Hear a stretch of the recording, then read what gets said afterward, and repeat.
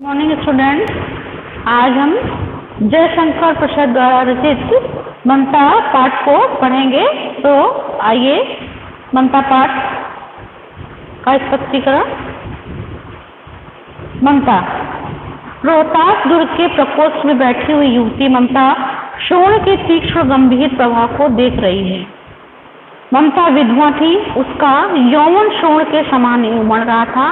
मन में वेदना, मस्तक में आंधी, आंखों में पानी की बरसात लिए वह सुख के कंटक शयन में विकल थी। वह रोहतास दुर्गपति के मंत्री चूड़ामणि की अकेली दुहिता थी। फिर उसके लिए कुछ अभाव होना असंभव था, परंतु वह विधवा थी। हिंदू विधवा संसार में सबसे निराश्रय प्राणी है। तब उसकी विडंबना का कहाँ अंत था। यहाँ पर बताया जा रहा है कि ममता जो है विधवा थी, नवयुवती एक विधवा थी। उसके लिए आजीवन पुनर्विवाह को वर्जित था। उसका जो यौवन था उफनती हुई नदी में एक शोक के समान था, उफनती हुई शोक नदी के समान पूरे उफान था। और उसके मन में विधवा होने की पीड़ा, मस्तिष्क में विचारों की आंधी, आंखों में विवशता और आंसू के बरसात हमेशा झड़ते रहते थे। अब यहाँ पर आगे बता रहे हैं कि वो कांटों की सैया का अनुभव कर रही थी और हर वक्त इस प्रकार से बैठन रहती थी कि जैसे कांटों की सैया पर लेटा हुआ व्यक्ति अनुभव करता है। चूड़ामणि ने चुपचाप उसके प्रकोष्ठ में प्रवेश किया। शोण के प्रवाह में, उसके कलनाद में अपना जीवन मिलाने में वह बेसुध थी। पिता का आना न जान सकी। चूड़ामणि व्यथित हो उठे। स्नेह पालिता पुत्री के लिए क्यों करे, वह यह स्थिर न कर सकते थे। लौटकर बाहर चले गए। ऐसा प्रायः होता, पर आज मंत्री के मन में बड़ी दुश्चिंता थी। पैर सीधे न पड़ते थे। कुछ लिए खड़े थे, कितने ही मनुष्यों के पद शब्द सुन ममता ने घूम कर देखा। मंत्री ने सब थालों को रखने का संकेत किया। अनुचर थाल रखकर चले गए। ममता ने पूछा, यह क्या है पिताजी?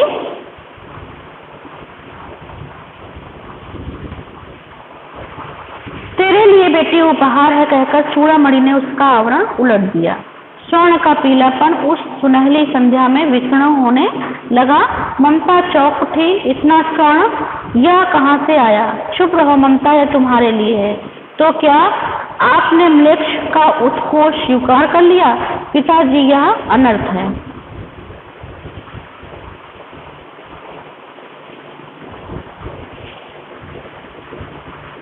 अर्थ नहीं, लौटा दीजिए।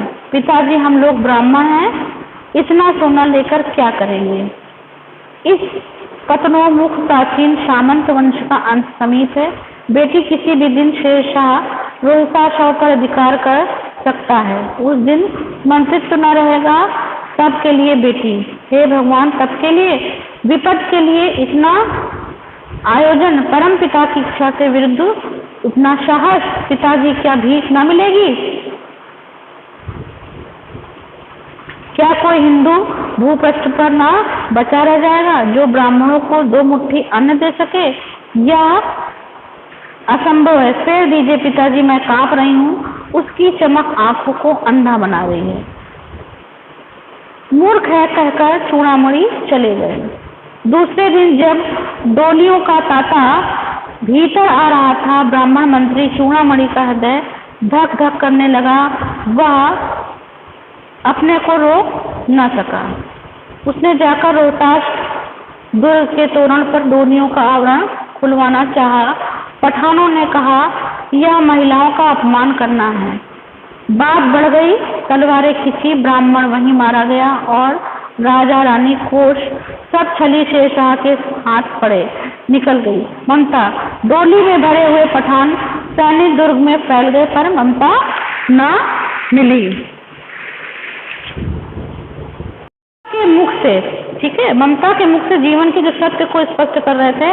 ममता ने झिलमिलाते हुए जो स्वर्णिम राशि को देखा तो पिता से पूछा, और यह बताने पर कि क्या सब उसी के लिए है? तो वो भौचक्की होकर कहती है कि हे परमेश्वर, भविष्य में विपत्ति आने पर उससे बचने में के लिए इतना आयोजन करना क्या उचित है? वो अपने पिता से बोलती है कि कि भविष्य में अगर विपत्ति आती है तो उसे विपत्ति से बचने के लिए इतना आयोजन क्यों, यह क्या करना उचित है।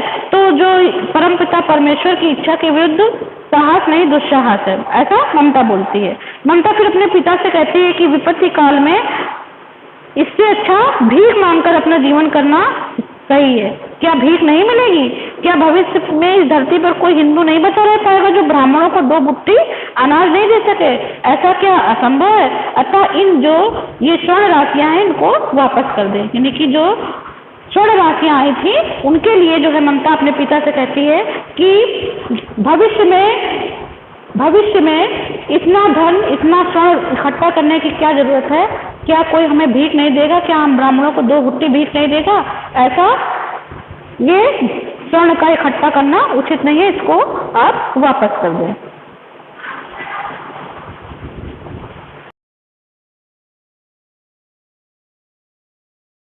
काशी के उत्तर में धर्मचक्र विहार मौर्य और गुप्त सम्राटों की कीर्ति का खंडहर था। धर्मचूड़ा तृण गुल्मों से ढके हुए प्राचीन ईंटों के ढेर में बिखरी हुई भारतीय शिल्प की विभूति ग्रीष्म की चंद्रिका में अपने को शीतल कर रही थी। लेकिन जो काशी के उत्तर में जो क्या था, विहार था, धर्मचक्र विहार था और एक गुप्त सम्राटों का एक बहुत ही प्रसिद्ध जो है खंडहर था, उसी के बारे में बताया जा रहा है। आइए देखें आगे।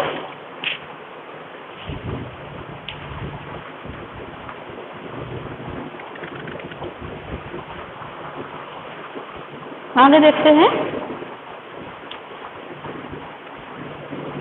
जहां पंचवर्षीय भिक्षु गौतम का उपदेश ग्रहण करने के लिए पहरे मिले थे, उसी स्तूप के भग्नावशेष की मलिन छाया एक झोपड़ी के दिव्यलोक में एक स्त्री पाठ कर रही थी। वहां पर एक स्त्री पाठ कर रही थी। क्या कर रही थी? अन्यास्त तंतो मां येन जना प्रयुष पाते। पाठ रुक गया। एक भीषण और हताश आकृति दीप के मंद प्रकाश में सामने खड़ी थी। स्त्री उठी, उसने कपाट बंद करना चाहा, परंतु उस व्यक्ति ने कहा माता मुझे आश्रय दीजिए।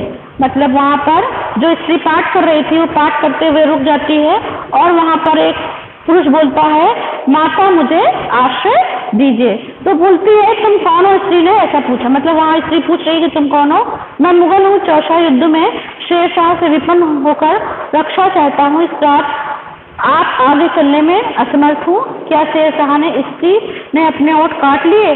हाँ माता, परंतु तुम वैसे ही क्रूर हो।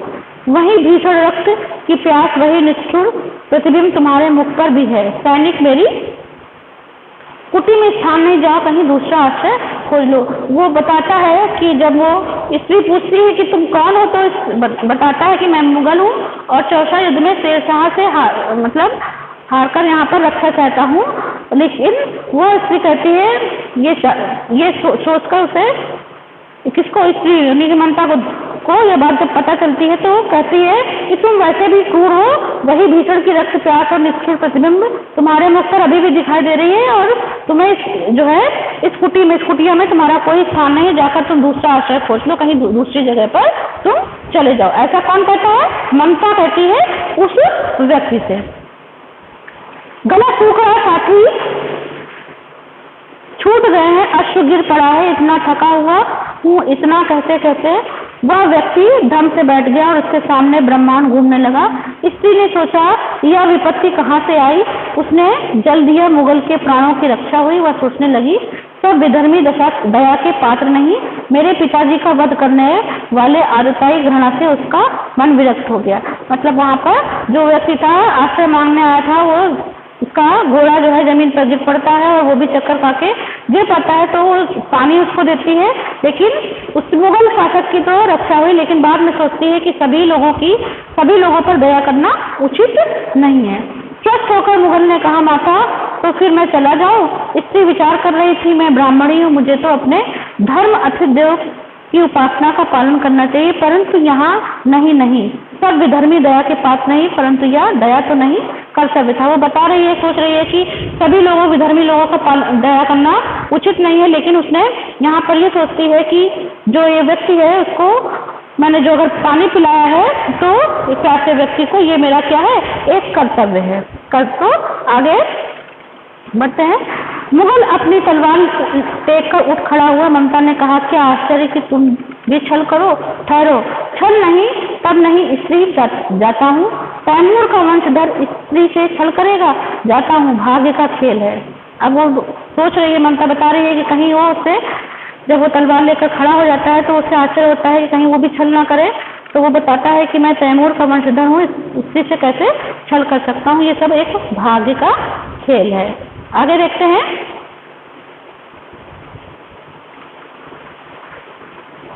ममता ने मन में कहा, क्या कहा, यह कौन दुर्ग है, यह कौन दुर्ग है, यही झोपड़ी ना, जो चाहे ले लो, मुझे अपना कर्तव्य करना पड़ेगा। वह बाहर चली आई और मुगल से बोली, जाओ भीतर, थके हुए भयभीत पथिक, तुम चाहे कोई भी, मैं आश्रय देती हूँ। मैं ब्राह्मण कुमारी हूँ, सब अपना धर्म छोड़ दे, मैं भी क्यों छोड़ूं। मुगल ने चंद्रमा के मंद प्रकाश में वह महिमामय मुखमंडल देखा, उसके मन ही मन में नमस्कार किया। ममता पास की टूटी हुई दीवार में चली गई। भीतर थके पथिक ने झोपड़ी में विश्राम किया। आप यहाँ पर पूछ रही है ममता मन ही मन में कि कौन दुर्ग है, यही झोपड़ी है, ना चाहे जो ले लो, अपना कर्तव्य करना पड़ेगा। ममता अपने कर्तव्य को करने के लिए बताती है कि झोपड़ी है, तुम इसको ले लो। और वो बाहर चली गई, मुगल से बोली, और भीतर जाकर तुम यात्री पथिक मतलब यात्री जाकर तुम विश्राम करो। और आश्रय देती है और बताती है कि मैं एक ब्राह्मण कुमारी हूँ, सब अपना धर्म छोड़ देंगे, लेकिन मैं अपना धर्म नहीं छोड़ सकती। वो ऐसा बताती है। और ममता पास की एक टूटी हुई दीवार के पास, खंडहर के पास चली जाती है। तब भीतर जो है पथिक ने झोपड़ी में विश्राम किया। प्रभात में खंडहर की संधि में ममता ने देखा, सैकड़ों अश्वारोही उस प्रांत में घूम रहे हैं। वो अपनी मूर्खता पर अपने आप को कोसने लगी। ममता सोच रही है कि मैंने इसको आश्रय देकर कहीं गलत तो नहीं किया। इस चीज को वो अपने मन ही मन में कोसती है। आगे देखते हैं। अब वो झोपड़ी से निकलकर उस पथिक ने कहा, मिर्जा, मैं यहाँ हूँ। शब्द सुनते ही प्रसन्नता की चित्कार ध्वनि से वह प्रांत गूंज उठा। ममता अधिक भयभीत हुई। पथिक ने कहा, वह स्त्री कहाँ, उसे खोज निकालो। ममता छिपने के लिए अधिक सचेत हुई। वह मृगदाव में चली गई। दिन भर उसमें से न निकली। संध्या में जब उन लोगों को जाने का उपक्रम हुआ तो ममता ने सुना पथिक घोड़े पर सवार होते हुए कह रहा है, मिर्जा, उस स्त्री को मैं कुछ न दे सका, उसका घर बनवा देना, क्योंकि मैंने विपत्ति में यहाँ विश्राम पाया था। यह स्थान भूलना मत, इसके बाद वे चले गए। यह बताती है, यहाँ पर जो है बताते हैं कि उस स्त्री को ढूंढो, ठीक है। तो ममता जो है जहाँ पर जो है हिरण वगैरह रहते थे वहाँ पर चली जाती है। और वो बताते हैं कि मैं इस स्त्री को कुछ मदद नहीं कर पाया, उसने मुझे मेरी मुसीबत के समय मेरी मदद की थी। अब चाहे तो जो है मैं उसके लिए यहाँ पर उसका क्या करना, उसके लिए घर बनवा देना। चौसा के मुगल पठान युद्ध को बहुत दिन बीत गए। आगे देखते हैं। चौसा के मुगल युद्ध को बहुत दिन बीत गए। ममता अब 70 वर्ष की वृद्धा है। वह अपनी झोपड़ी में एक दिन पड़ी थी। शीतलकाल का प्रभात था। उसका जीर्ण कंकाल खांसी से गूंज रहा था। ममता की सेवा के लिए गांव की 2-3 स्त्रियां उसे घेर कर बैठी थी, क्योंकि वह आजीवन सबके दुख सुख सहभागिनी रही थी। ममता अब यहाँ पर बता रहे हैं कि चौसा के मुगल पठान युद्ध को बहुत दिन बीत हो गए थे। ममता अब वृद्ध हो चुकी थी और वो 70 वर्ष की वृद्धा थी। वो अपनी झोपड़ी में पड़ी थी और शीतकाल का प्रभात था, मतलब सुबह का समय था, जाड़े की सुबह का समय था, और उसको खांसी आ रही थी। और उसके पास 2-3 स्त्रियां क्या कर रही थी, उसकी मदद के लिए उसको घेर कर बैठी थी। ममता ने जल पीना चाहा। एक स्त्री ने सीपी से जल पिलाया। सहसा एक अश्वारोही उसी झोपड़ी के द्वार पर दिखाई पड़ा। वह अपनी धुन में कहने लगा, मिर्जा ने जो चित्र खींचे बनवा कर दिया है वह तो इसी जगह का होना चाहिए। वह बुढ़िया मर गई होगी। अब किससे पूछो कि एक दिन शहंशाह हुमायूं किस छप्पर के नीचे बैठे थे। यह घटना भी 47 वर्ष से ऊपर की हो गई। तो अब यहाँ पर बता रहे हैं कि वो जो आश्रय लेने आया था मुगल जो आश्रय लेने आया था तो उसने बताया था कि इसकी मदद कर देना, उसका घर बनवा देना। तो अब मैं 47 वर्ष के ऊपर की बात हो चुकी है, तो मैं कहाँ उसको ढूंढूं? ऐसा जो है कौन कहता है जो उसको मदद करने आता है।